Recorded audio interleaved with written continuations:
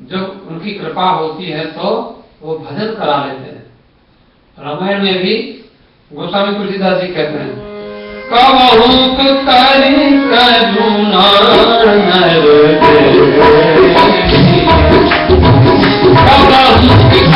करुणा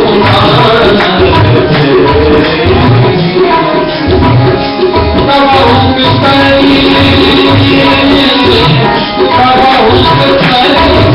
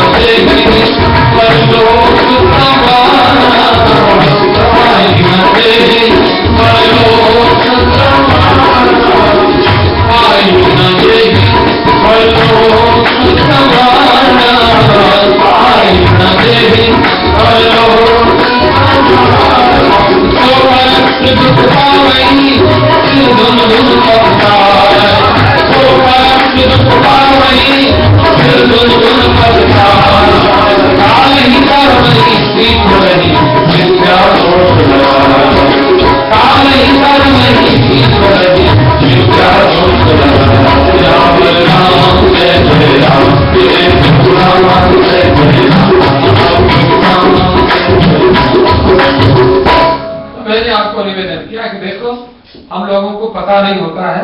अभी मैं आज सोच रहा था कि विनोद जी ने, धीरू भाई ने, हमारे राजेंद्र जी ने, सब बोर्ड वालों ने तो बड़ा अच्छा समय रखा कि शरद पूर्णिमा के दिन इनको दिवाली मनानी है, मुझे अच्छा लगा। लेकिन मैंने हो सकता है, मुझे अभी याद आया, तो हो सकता है इन्होंने ध्यान किया हो कि हाँ शरद पूर्णिमा को रखना है। लेकिन कई बार आप लोगों ने देखा, हम लोग देखते हैं, जो जैसी भवितव्यता तैसी हो तो सहाय, आप तहां नहीं जा सके ताहि तहां ले जाए। ये आपको अनुभव भगवान की कृपा का हो सकता है। हमने इसलिए देखा कि भगवान के ऊपर कई बार हम लोग थोड़ी सी भूल कर देते हैं, भगवान हमको ऐसा कर दो, प्रभु हमको ऐसा कर दो।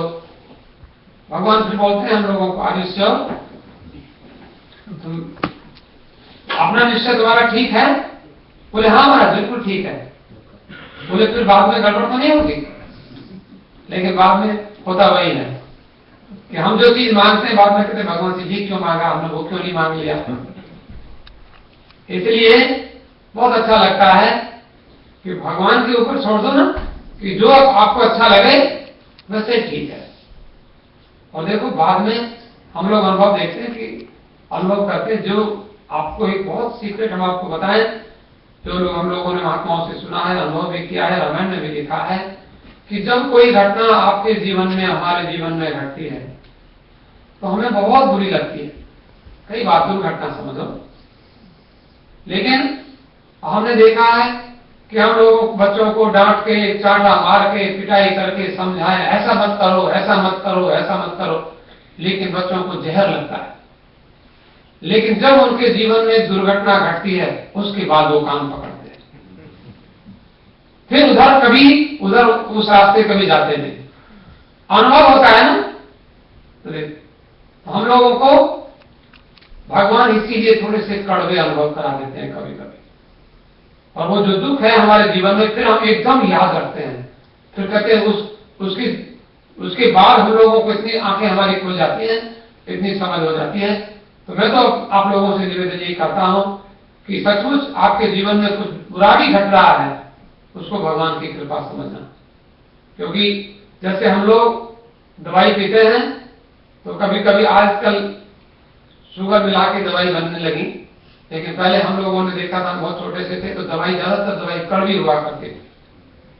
आज उसको कैप्सूल को कड़वा कैप्सूल होता है लेकिन शुगर कोट कर देते हैं, तो आपके मुंह में जीभ तक जाता है, तो बाद में जाके पेट में खुलता होगी, उसकी जो ढक्कन खुलता है, लेकिन फिर हमारी जीभ नहीं होती वहां, अच्छी बात है।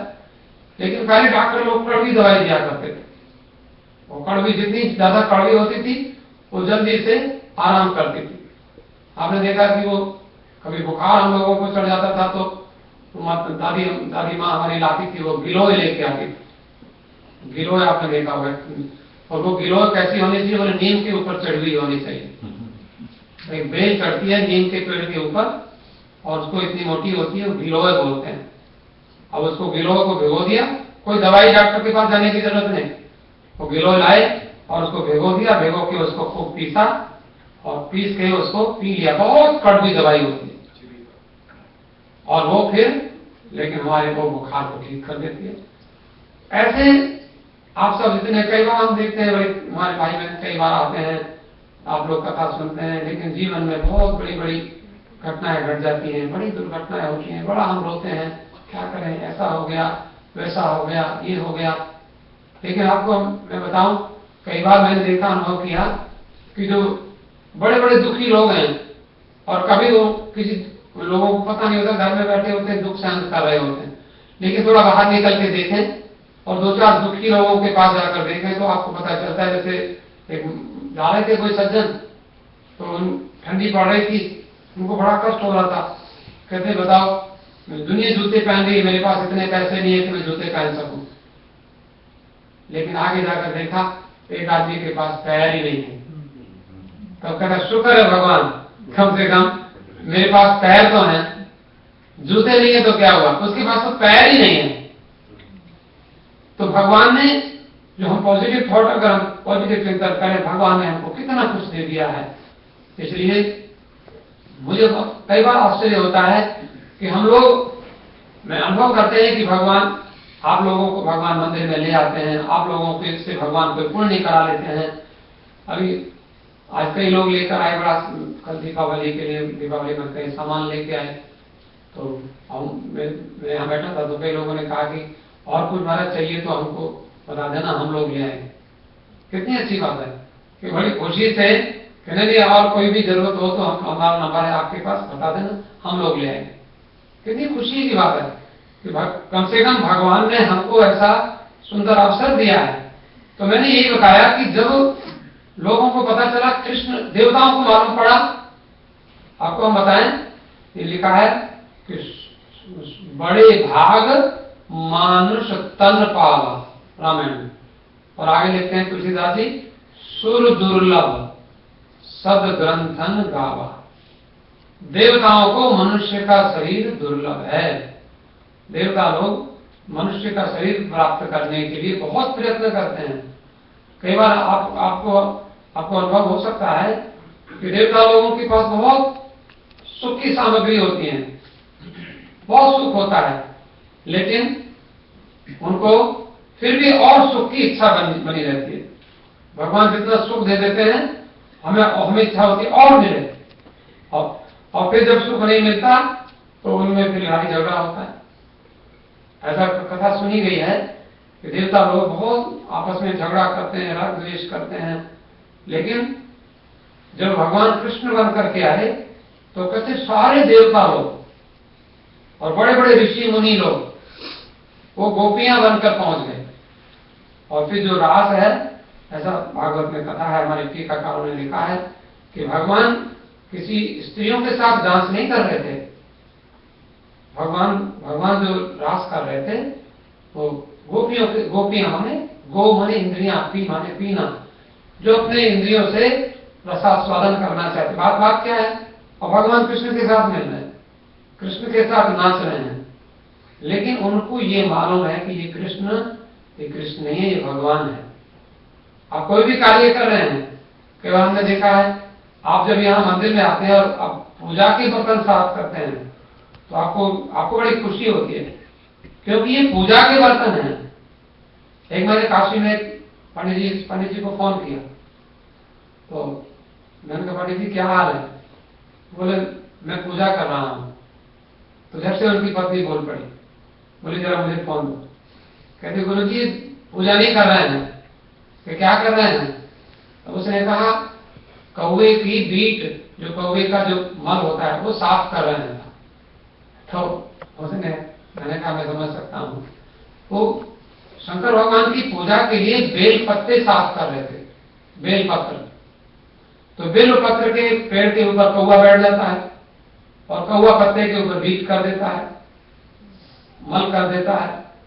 तो लेकिन उन्होंने कहा कि फिर उन्होंने बात की, महाराज देखो मेरी घरवाली ने कहा है मैं पूजा नहीं कर रहा हूँ, लेकिन मैं कौवे का वो मल साफ कर रहा हूँ। कितना गंदा काम है, कौवा गंदगी खाता है और उसको हम साफ कर रहे हैं। बोले नहीं, मैं साफ किस लिए कर रहा हूँ? इसलिए कर रहा हूँ कि वो बेल पत्र भगवान को चढ़ेगा, उसको धो रहा हूँ। इसलिए जब मैं उसको धो रहा हूँ तो मैं पूजा का अंग है, वो पूजा का अंग हुआ नहीं। तो आप ये भगवान, अब वो कहते हैं कि आप कथा सुनाते हो, उसमें क्या है कि राम जी का जन्म हो गया तो राम जी का ब्याह हो गया तो राम जी वन में चले गए, ये क्या कथा हो गई? बताओ। ऐसे तो राम जी को उसकी घरवाली को कोई चुरा के, कोई नेगेटिव थॉट वाले कुछ भी कह सकते हैं कि उनकी घरवाली को चुरा के ले गए और फिर वो आ गए और वो आकर के ढोल बजा लिए, नाच लिए, गा लिए, घी के दीपक जल के दिवाली मना ली। ये कोई कथा है? लेकिन बात तो सही है आपकी कि घटना तो वही है जो हमारे जीवन में होती है। कई बार हम लोगों को भी, अब क्या है, हिंदुस्तान से आ गए और भगवान राम तो बेचारे 14 साल को वनवास गए थे, तो अयोध्या से और चित्रकूट बहुत, अगर आप एक कार से जाओ तो 1 घंटे का रास्ता जहां भगवान वनवास में थे। और आप लोग हिंदुस्तान से चले गए तो कितनी दूर वनवास हो गया, फिजी में जाके पहुंच गए और वहां सैकड़ों साल हो गए। बताओ, अभी आप वनवास में बैठे हुए हैं, कितना बड़ा वनवास है सोचो। फिर भी हिंदुस्तान की याद आती है तो हम राम मंदिर बना के फिर हम सत्संग करते हैं, कथा करते हैं, कितनी बड़ी बात है। लेकिन बात क्या है कि हमारे वनवास में, भगवान की जो वनवास में, उसके साथ भगवान जुड़े हुए हैं। हर कथा के साथ बात तो वही है। तो वहां गोपियां, जो आप एंटरटेनमेंट करते हैं, नाचते हैं, लेकिन ये क्यों कर रहे हैं कि दीपावली मेला है, बच्चे डांस करते हैं, गाना गाते हैं और सब आपको अच्छा लगता है, खूब भोजन करते हैं, बढ़िया मिलते जुलते हैं, बढ़िया कपड़े पहन के आते हैं। क्या है कि पोर्टुगीज हॉल में दिवाली मेला मनाएंगे। तो दिवाली मेला है तो दिवाली, अब दिवाली क्या है कि दिवाली में, तो दिवाली क्यों मनाते हैं कि 14 साल के लिए भगवान राम जंगल में चले गए थे और 14 साल के बाद और राम जी भरत जी से प्रतीक्षा कर रहे थे और फिर हनुमान जी ने आकर समाचार दिया कि अब आने वाले हैं, आप कोई बात नहीं, चिंता ना करो। और एक दिन बाकी रह गया और भरत जी ने घबरा रहे हैं, हनुमान जी ने सूचना दी। तो फिर भगवान श्री राम आए और आए तो लोग खुशी हो गए और सब तो घी के दीपक जलाए और वो दीपावली, जो राम की दीपावली, दुनिया में फेमस हो गई। कल मैं किसी गोरे से कोई मुझसे पूछ रहा था कि आपका कोई, मुझसे बोला आपका कोई फेस्टिवल आने वाला है। मैंने कहा क्या कि वो उसमें वो लाइट फेस्टिवल कुछ होता है। मैंने कहा उसका नाम दीपावली है। बोले अच्छा। उसने फिर नोट किया, वो मेरे दोस्त से कभी कभी हिंदी पढ़ने का आता है, बहुत बड़ा टीचर है, लेकिन यहाँ कथा सुनने आए तो कहते हैं क्या होता है, तो दीपावली होता है। तो मैंने देखा, आप जानते हो? जानते हैं, मुझे नाम भूल गया था लेकिन मुझे पता है वो लाइट फेस्टिवल होता है। वो क्यों मनाते हैं, कितनी बड़ी बात है। तो ये हमारे जीवन में जो कथा हम लोग नाम कथा कर रहे हैं, भगवान का स्मरण कर रहे हैं, ये सब बड़ा महत्वपूर्ण है और इसमें केवल विचारधारा का परिवर्तन है। आप भोजन बना रहे हैं तो भगवान के लिए बना रहे हैं। जैसे हम एक बार वैष्णो देवी जा रहे हैं, तो देखो वैष्णो देवी में एक लड़की अपने भाई को गोद में लेकर वैष्णो देवी चल रही थी, चढ़ाई चल रही थी। तो किसी ने उधर से बोल दिया, कहता है ए लड़की, इतना मोटा लड़का है और तुझे चल नहीं रहा है और क्यों इसको लेती, इसको नीचे उतार दे, तो उसको लेके नहीं चलती है। तो वो उस आदमी से लड़ने लगी, कहती तुमने मेरे भाई को मोटा लड़का कहा, मेरा भाई है, मेरा छोटा भाई है, मोटा है, कहता है मैं उसको लेके चलूंगी, उससे इतना प्यार है, इतना अटैचमेंट है, और उसको मुश्किल भी हो रही है लेकिन मुश्किल नहीं होती है। तो जब हम लोगों की, मैं आपको एक पूजा का रहस्य बताता हूं कि हमें भगवान के साथ अगर अपनापन लग जाए तो फिर भगवान की पूजा में और भगवान के किसी कार्य में कितनी मुश्किल हो कि ठंडी में कौन राम मंदिर जाएगा, वो क्या करना है, घर में आराम से सोएंगे। तो ये ऐसा जब हम लोग सोचते तो नहीं सोचेंगे, तो हमें पता चलेगा कि परमात्मा के साथ इस संसार में 4 दिन के लिए हम आए हैं और हमारा जन्म जन्मांतरों का साथ भगवान के साथ है। 4 दिन का ही शरीर हमारा है, उसके बाद में तो हमें भगवान के साथ ही रहना है। परिवार संसार थोड़े दिन का है, ये सच्चाई है।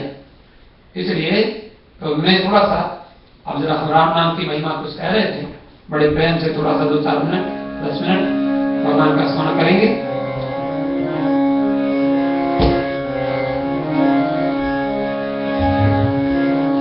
नाम की महिमा बता रहे थे। सबरी गीध सुसेवकनि सुगति दीन रघुनाथ, नाम उधारे अमित खल वेद विदित गुण गाथ। थोड़ा गाएंगे। राम सुखन रागे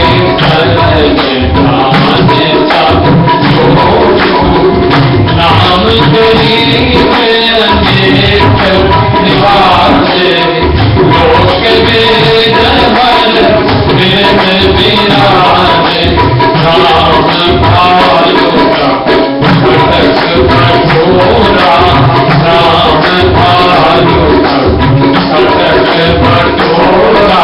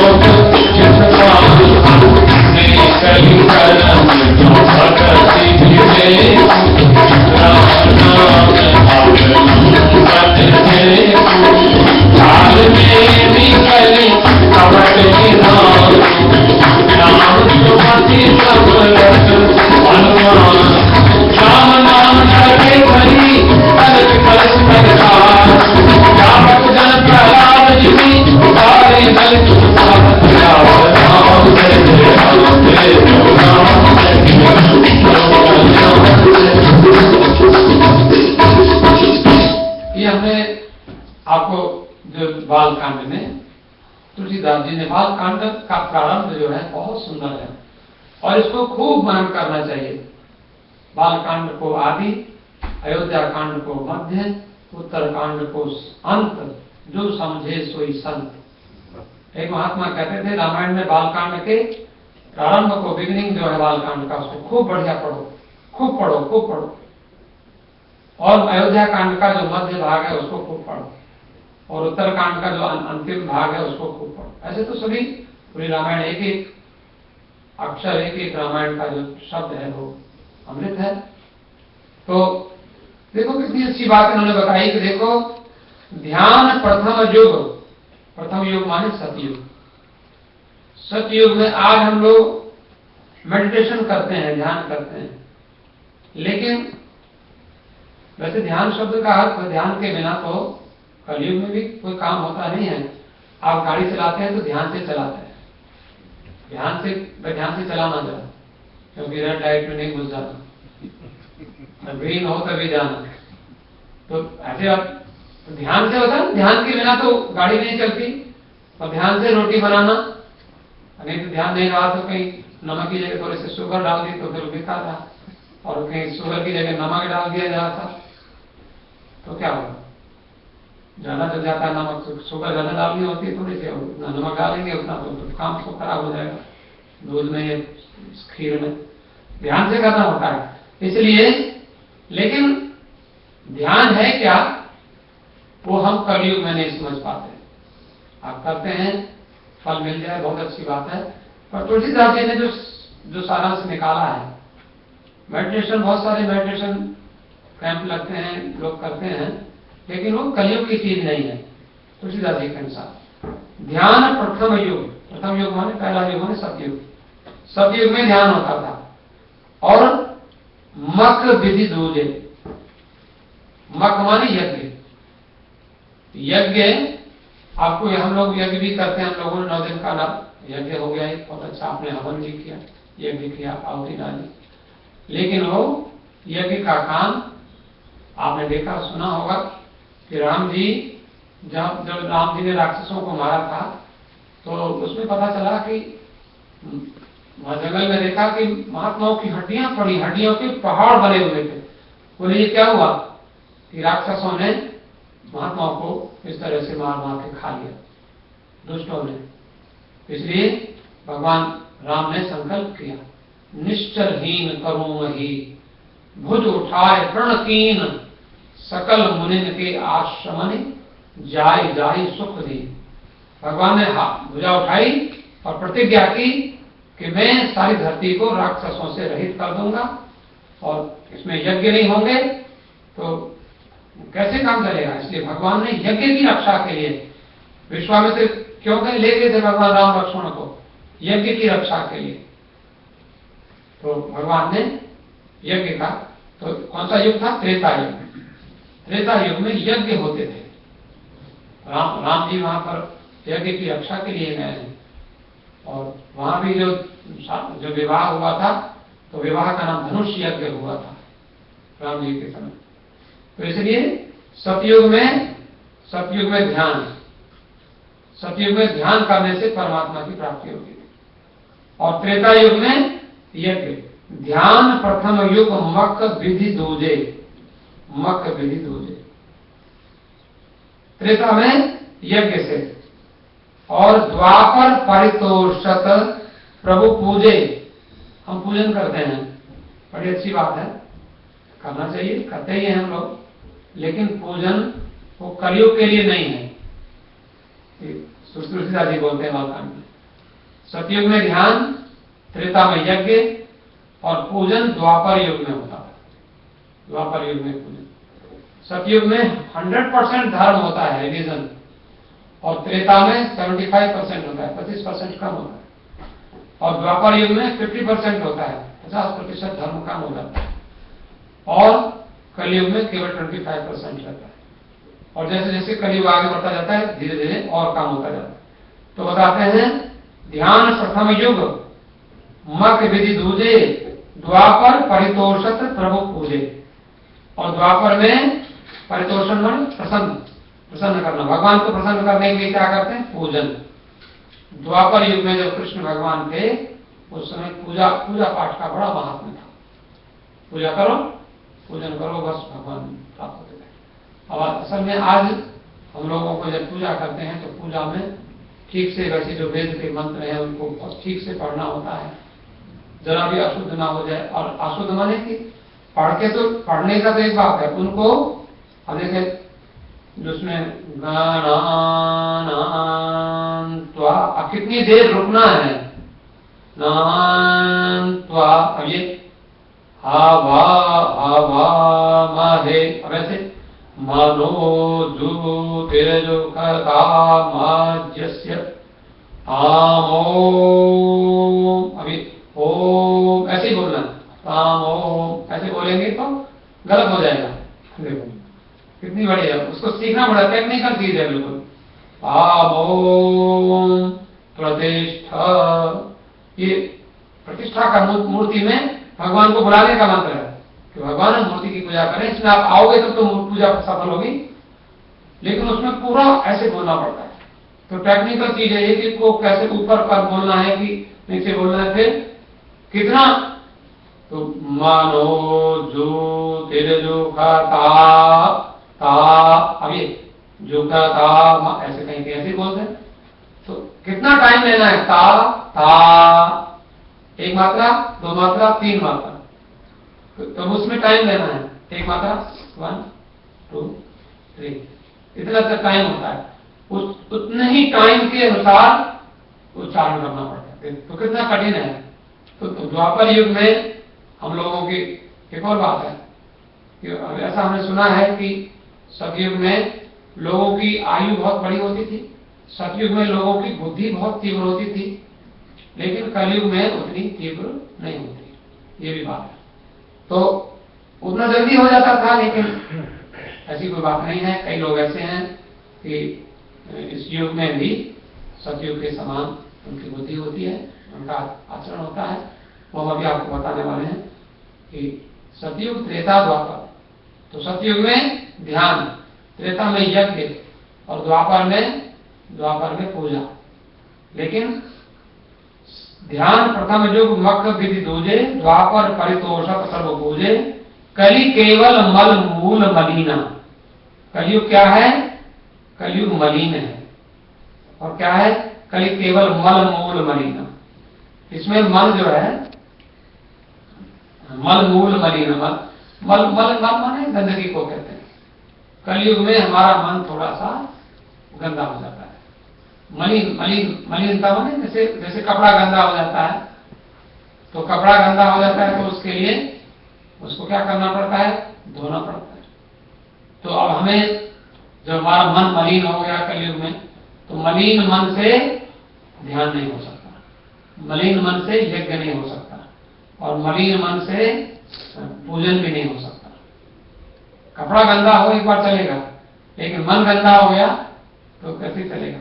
इसलिए उसके लिए हमारे महात्मा लिखते हैं,